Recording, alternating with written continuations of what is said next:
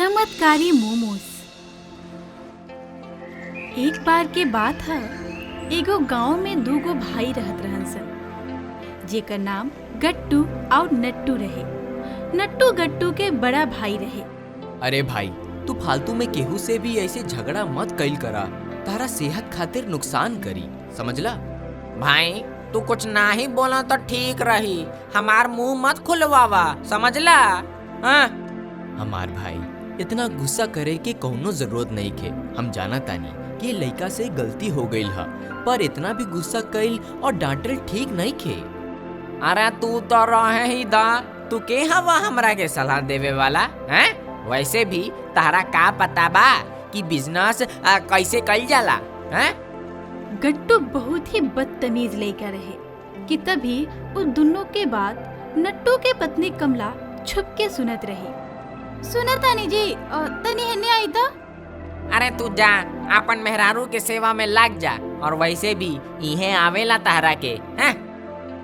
हाँ, आ रहल बानी।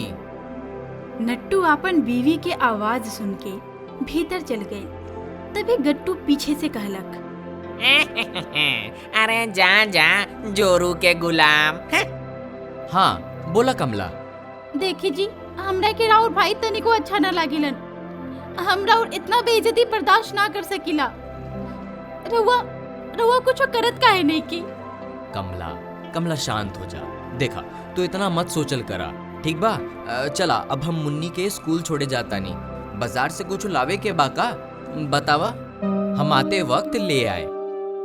हाँ, कपड़ा सी के देवे के बाद लाल और हरा धागा खत्म हो गइल बा। अब रउआ बाजार से आते समय लेते हैं का? अच्छा, ठीक बा। अब चला मुन्नी, स्कूल चले के चला। नट्टू अपन बेटी के स्कूल छोड़े गई और यहाँ कमला रोज के घरेलू काम में व्यस्त हो गई। घर के काम के बाद कमला कपड़ा भी सिलत रही, जेकरा से वो अपन परिवार के खर्चा चलावत रही। अरे हमरा तो बहुत ही चिंता हो रहल बा। अब हम का करी? घर के खर्चा बढ़ गई बा और एमे मुन्नी के पढ़ाई। इहे सोचते सोचते वो मंदिर पहुंच गईली। वो भगवान के आपन सारा दुख बतावे लगली। बेटी, इला प्रसाद, तहार हर एक मनोकामना पूरा होके और तहार सारा चिंता दूर हो जाए, और तू ही अपन परिवार के खातिर सफलता के कारण बना। हाँ, हमार मन अब शांत और हल्का हो रहल बा। हे प्रभु, राउर माया अपरंपार बा।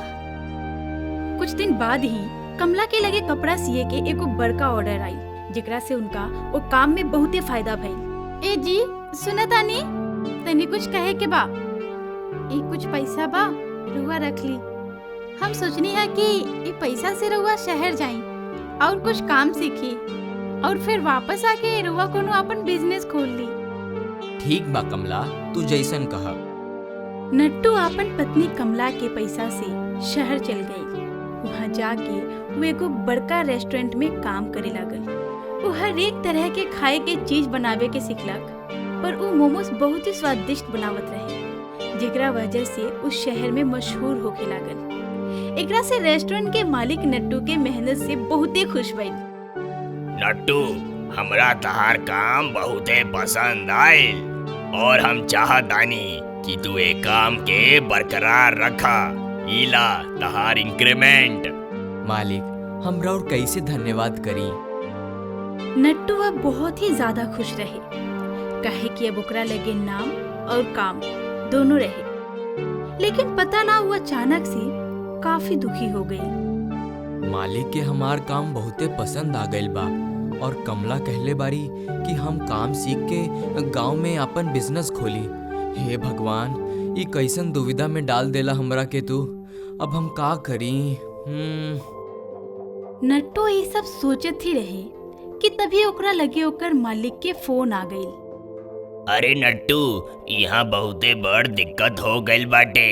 तहरा गइला के बाद कुछ बिल्डर लोग यहाँ आयल रहलन सन। उ कहत रहलन सन कि उ ये रेस्टोरेंट के तोड़ के यहाँ मॉल बनावे के चाहत तारे। तो I am really sorry Nattu, हम तहरा के काम पे ना रख सकीला, हमरा के माफ कर दा। जब नट्टू अपन मालिक के बात सुनलक तो वो हैरान हो गई। ओकरा खुशी और दुख दोनों के एहसास एक साथ होखत रहे। अब हम अपन बिजनेस खोल सकीला। नट्टू अब शहर से वापस गांव आ गई रहे। अपन पति के सामने देख के कमला बहुत खुश हो गई और वो नट्टू से कहली, ए रउआ आ गई नी? आई आई बैठी। रउआ तो बहुते खुश लगता नी। बात ही खुश होके वाला बा। जब तू सुनबू तब तू हो खुश हो जाइबू। हाँ। अच्छा ऐसन बका? तो फिर बताई ना।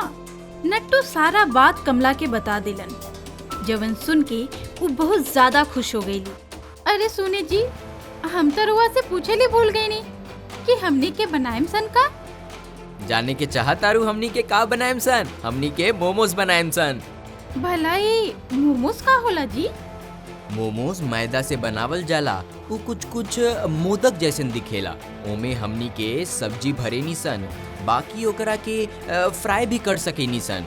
त एकरा खातिर हमनी के कुछ सामान के जरूरत पड़ी। तू ले आई बुनू। जी बिल्कुल, काहे ना। रुआ हमरा के बस सब चीज के लिस्ट दे दी। एकरा बाद कमला बाजार से लिस्ट के मुताबिक सारा सामान ले आई। जेकरा बाद कमला और नट्टू मिलके रसोई में मोमोज बनैले। सुनी जी, हम का कहत रही कि यहाँ के लोग मोमोज के पसंद तो करी नू। अरे काहे ना, हमरा हाथ में जादू बा, जादू। समझ लू। दोनों मिलके हंसे लगले और गांव के बाजार के तरफ चल देले। मोमोज लेला, मोमोज गरम गरम मोमोज लेला। वही समय गट्टू बाजार में अपन फल के ठेला लेके फेरी करत रहे। अरे यार, वहाँ तो बहुते भीड़ बा। एगो काम करतानी, अपन रेडी उहे लेके खड़ा हो जातानी। का पता ये भीड़ में हमार भी अच्छा आमदनी हो जाए। अरे ई का, नट्टू और भाभी यहाँ। आगे जाके देखा तानी कि का बेच रहल बारे। अरे ई का बेच रहल बारे? नट्टू और कमला पहला ही दिन बाजार में मोमोज बेच के अच्छा कमाई कर ले। देख रहल बानी नट्टू जी, आज के आमदनी कितना ज्यादा बा। हम तो हैरान ही हो गए बानी। हाँ कमला, हमू बहुते खुश बानी। माना जैसे कि कोनो सपना होके। हम जितना सोचले रहनी ओकरा से बहुते ज्यादा लाभ भइल बा हमनी के। हाँ, पूरा दिन के आमदनी 9,000 भइल बा। हाँ कमला, अच्छा हमरा के तहरा से कुछ बात करे के रहे। जी बोली। वो हम देखत रहनी कि गट्टू के आर्थिक स्थिति ठीक नइखे चलत, त हम सोचनी कि ओकर भी थोड़ा मदद कर देती सन। ओकर फल के काम के भी कुछ मदद मिल जाइत। तू का कहता रू एकर बारे में? मगर नट्टू जी, शायद रुआ मालूम नहीं खे कि गट्टू रुआ के कितना बुरा भला कहेला, कितना बदतमीजी से बात करेला रुआ से। हमरा मालूम बा कमला, पर ओकरा अभी इतना समझ नहीं खे। और भाई भाई में तो छोटा मोटा लड़ाई चलत रहेला। एमे नया बात का बा? अगर रुआ इहे चाहता नहीं तो हम रुआ के बिल्कुल ना रोकेम जी। भैया, हमरा के माफ कर दी। हम बहुते बदतमीज हई। हमरा अपन गलती के एहसास हो चुकल बा भैया। अरे ना भाई, ऐसा मत कहा। आवा आवा हमार गला से लग जा। गट्टू के अपन गलती के एहसास हो गई और वो अपन भाई और भाभी से अपन गलती के माफी मंगलक। वहाँ दोनों गट्टू के माफ भी कर देले। साथ गट्टू अपन भैया और भाभी के काम में मदद भी करे लागल और तीनों मिलके खुशी खुशी रहे लगले।